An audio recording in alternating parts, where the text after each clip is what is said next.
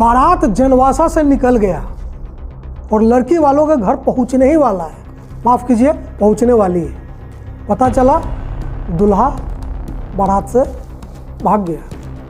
अब क्या होगा, क्या होगा बताइए। बिहार चुनाव की इस वक्त यही स्थिति है।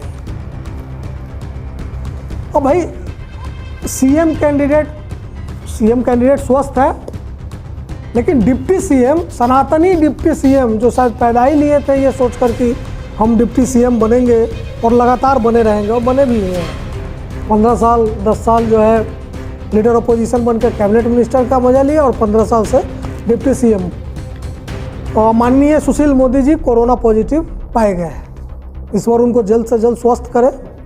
वही बिहार भाजपा के दूल्हा है, डिप्टी सीएम है भाई। और अगर इस बार चुनाव में थोड़ा हेर फेर हुआ तो कौन जाने सीएम भी बन सकते हैं। इसीलिए मैंने बारात वाली बात कही। तो जो दूल्हा है, एक एक करके दूल्हा, सवाले, समधी, फूफा जी, मौसा जी सब जो है धीरे धीरे पॉजिटिव होते जा रहे हैं। कुछ जो है इतने फूफा टाइप रूठ गए कि क्वारंटाइन हो गए, रूडी साहब और शहनवाज हुसैन साहब। अब भाजपा के, बिहार भाजपा के इतने दिग्गज नेता अगर पूरे चुनावी प्रोसेस से दूर रहे तो भैया मेरे जैसे कॉन्स्पिरेसी थ्योरिस्ट को खटकता है कुछ। और आज की खबर है, मतलब आज ये शूट मैं जिस वक्त कर रहा हूँ, शनिवार 24 अक्टूबर को पता चला कि बिहार चुनाव के प्रभारी भाजपा के श्री देवेंद्र फडणवीस जी भी कोरोना पॉजिटिव पाए गए हैं। चल क्या रहा है। अगर कोरोना इतना ज़्यादा महामारी का स्वरूप अख्तियार किए हुए है, अगर नहीं, माफ़ कीजिए, अगर नहीं शब्द में हटाता हूँ, तो क्या जरूरत थी चुनाव कराने की। चुनाव भी अगर कराना था तो थोड़ा 2 गज मेंटेन कर लेते हैं यार।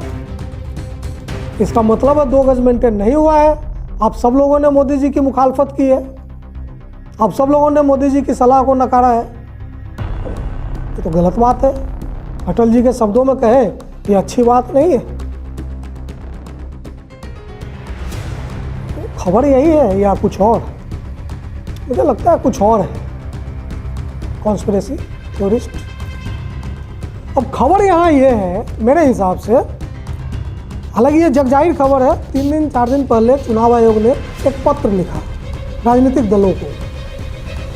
तो राजनीतिक दलों को चुनाव आयोग द्वारा पत्र लिखा जाना और भाजपा के दिग्गज नेताओं का कोरोना पॉजिटिव होते जाना, इन दोनों के बीच का जो सामंजस्य समय का, वो बड़ा अद्भुत है।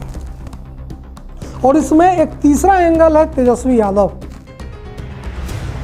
जो मीडिया रिपोर्ट्स के मुताबिक जिसकी सभाओं में बड़ी भीड़ आ रही है। अब ये तो ऐसा सोचा ना था वाली बात है। कहाँ जंगल राज की बात चल रही थी, भीड़ वहाँ जा रही है। इधर फिर नेता लोग कोरोना पॉजिटिव हुए जा रहे हैं, उधर चुनाव आयोग लेटर लिख रहा है राजनीतिक दलों को, कड़ा संदेश दे रहा है। चेतावनी शायद अभी तक नहीं मिली है, वो भी आ सकता है 1-2 दिनों में कि कड़ी कार्रवाई की जाएगी। फिलहाल कड़ी निंदा से काम चलाया जा रहा है कि आप भीड़ को मेंटेन कीजिए। ये कि भाई कैसे भीड़ मेंटेन होगा चुनाव के समय? ये चुनाव आयोग को सोचना था। चुनाव आयोग एक निष्पक्ष संस्था होती है, संवैधानिक संस्था है, उसके पास क्वासी जुडिशियल पावर है, वो किसी से प्रभावित भी नहीं होती है। हम ये भी नहीं कह सकते कि केंद्र सरकार के प्रभाव में उसने चुनाव करवा दिया या नीतीश कुमार के प्रभाव में चुनाव करवा दिया। उसने अपने विवेक से, बुद्धि से ये चुनाव करवाने की घोषणा की। तो पता नहीं था कि जब चुनाव होगा, रैलियां होंगी तो भीड़ होंगी तो भाजपा के नेता कोरोना पॉजिटिव होंगे। पता था ना, तो चुनाव नहीं करवाना था। लेकिन जब अब चुनाव करवा दिया, उखल में सर डाल दिया, तो भीड़ से क्यों डरते हो भैया? और आपके लेटर लिखने से क्या भीड़ आना बंद हो जाएगी? भीड़ आनी बंद हो जाएगी सभाओं में, किसी की भी सभाओं में? तो राजनीति यहाँ पे कुछ तो है। वो CID सीरियल है ना, कुछ तो गड़बड़ है गया, तो कुछ तो गड़बड़ है। ये लगातार पॉजिटिव होते जा। सवाल है कि जदयू के नेता पॉजिटिव क्यों नहीं हो रहे, राजद के नेता पॉजिटिव क्यों नहीं हो रहे, कांग्रेस वाले कोरोना पॉजिटिव क्यों नहीं, एलजेपी वाले भी नहीं हो रहे हैं, जबकि चिराग पासवान भी काफी भीड़ भाड़ में जा रहे हैं। तो कुछ तो गड़बड़ है दया।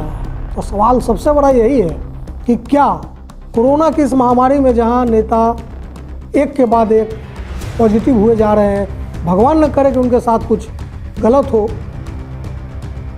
उसमें उसके बाद वैसी स्थिति में चुनाव के बाद अगर कोरोना महामारी बिहार में विस्फोटक रूप पकड़ती है तो इसका जिम्मेवार कौन होगा? वो नेता जो अपने भाषणों में, अपनी रैलियों में भीड़ लाते हैं, या वो भीड़ जो अपने नेता को देखने जाती है, या केंद्रीय चुनाव आयोग जिसमें काफ़ी पढ़े लिखे बुद्धि वाले समझदार लोग बैठे हैं, जिनको पूरा अंदेशा, पूरी स्टडी, पूरा सर्वे रहा होगा कि क्या स्थिति है बिहार की, बावजूद इसके उन्होंने यहाँ चुनाव कराने की घोषणा की। इस पर सोचिए, देखिए क्या होता है। नमस्कार।